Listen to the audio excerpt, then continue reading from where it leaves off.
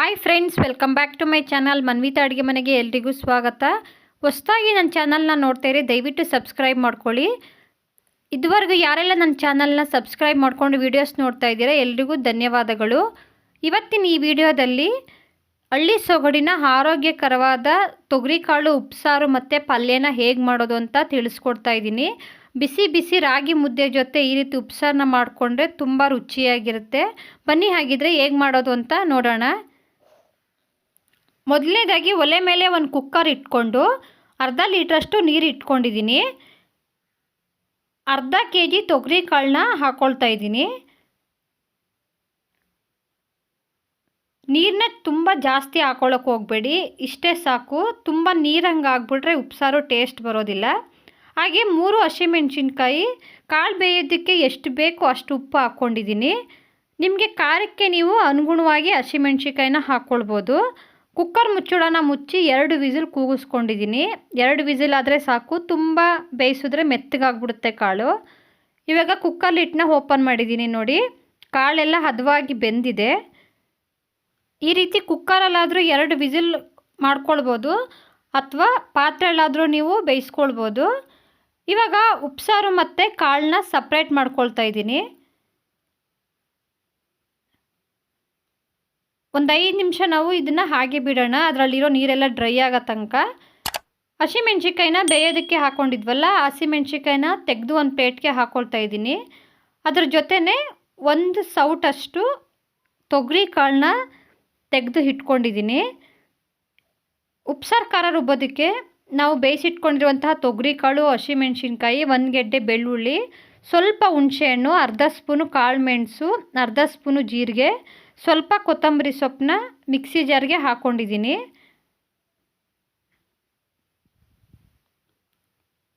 ಇವಾಗ ಇದನ್ನು ನೈಸಾಗಿ ರುಬ್ಕೊಳ್ಬೇಕು.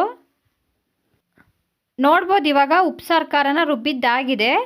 ಈ ರೀತಿ ಖಾರನ ಉಪ್ಸಾರು ಜೊತೆ ಮಾಡಿಕೊಂಡು ಬಿಸಿ ಬಿಸಿ ರಾಗಿ ಮುದ್ದೆ ಮಾಡಿಕೊಂಡ್ರೆ ಆಹಾ ಅನ್ನೋಷ್ಟು ರುಚಿಯಾಗಿರುತ್ತೆ.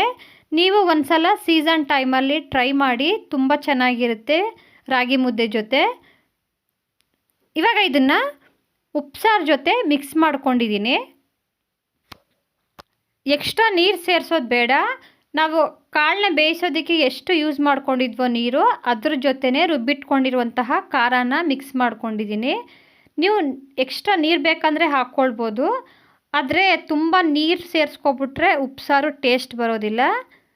ಇವಾಗ ಈ ರೀತಿ ಒಂದು ಸಲ ಮಿಕ್ಸ್ ಮಾಡಿಕೊಂಡು 5 ನಿಮಿಷ ಕುದಿಸ್ಕೊಳ್ಬೇಕು. ಉಪ್ಸಾರು ಸ್ವಲ್ಪ ಸಪ್ಪೆ ಅನ್ನಿಸ್ತು, ಅದಕ್ಕೋಸ್ಕರ ನಾನಿಲ್ಲಿ ಅರ್ಧ ಸ್ಪೂನಷ್ಟು ಉಪ್ಪು ಹಾಕ್ಕೊಂಡಿದ್ದೀನಿ. 5 ನಿಮಿಷ ಇದನ್ನು ಕುದಿಸ್ಕೊಳ್ಳೋಣ. ಇವಾಗ ಈ ಸಾಂಬಾರು ಕುದೀತಾ ಇರುವಾಗಲೇ ಇದ್ರ ಫ್ಲೇವರು ತುಂಬ ಚೆನ್ನಾಗಿರುತ್ತೆ. ಬಿಸಿ ಬಿಸಿ ಮುದ್ದೆಗೆ ಚಳಿಗಾಲದಲ್ಲಿ ಈ ರೀತಿ ಉಪ್ಸಾರನ್ನ ಮಾಡ್ಕೊಳ್ಳಿ, ತುಂಬಾ ಚೆನ್ನಾಗಿರುತ್ತೆ. ನೋಡಿ, ಇವಾಗ ಉಪ್ಸಾರು ರೆಡಿಯಾಗಿದೆ.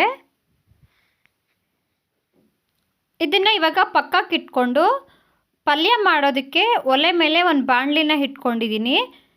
2 ಟೇಬಲ್ ಸ್ಪೂನ್ ಎಣ್ಣೆ ಹಾಕ್ಕೊಂಡು, ಎಣ್ಣೆ ಬಿಸಿಯಾದ ನಂತರ ಅರ್ಧ ಸ್ಪೂನು ಸಾಸಿವೆ, 1 ಈರುಳ್ಳಿನ ಸಣ್ಣದಾಗಿ ಹೆಚ್ಚಿ ಹಾಕ್ಕೊಂಡಿದ್ದೀನಿ. ಹಾಗೆ ಸ್ವಲ್ಪ ಕರಿಬೇವು, 1 ಒಣಮೆಣಸಿನ್ಕಾಯಿನ ಮುರಿದು ಹಾಕ್ಕೊಂಡಿದ್ದೀನಿ. ಈರುಳ್ಳಿ ಸ್ವಲ್ಪ ಕಲರ್ ಚೇಂಜ್ ಆಗೋ ತನಕ ಫ್ರೈ ಮಾಡ್ಕೊಳ್ಳಿ. ನೀವು ತೊಗರಿ ಕಾಳು ಜೊತೆ ಸೊಪ್ಪನ್ನು ಹಾಕ್ಕೊಂಡು ಮಾಡ್ಕೊಳ್ಬೋದು, ಅಥವಾ ಈ ರೀತಿ ಬರೀ ಕಾಳಿಂದನೇ ಉಪ್ಸಾರನ್ನ ಮಾಡ್ಕೊಳ್ಬೋದು. ಈರುಳ್ಳಿ ಎಲ್ಲ ಚೆನ್ನಾಗಿ ಫ್ರೈ ಆಗಿದೆ. ಸ್ವಲ್ಪ ಕೊತ್ತಂಬರಿ ಸೊಪ್ಪನ್ನ ಹಾಕ್ಕೊಂಡು ಮಿಕ್ಸ್ ಮಾಡಿಕೊಂಡು ಕಾಳನ್ನ ಹಾಕ್ಕೊಳ್ತಾ ಇದ್ದೀನಿ.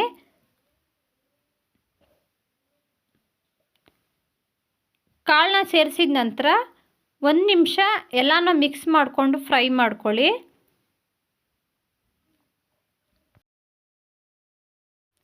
ಎರಡು ಸ್ಪೂನು ಕಾಯಿ ತುರಿನ ಹಾಕ್ಕೊಂಡಿದ್ದೀನಿ.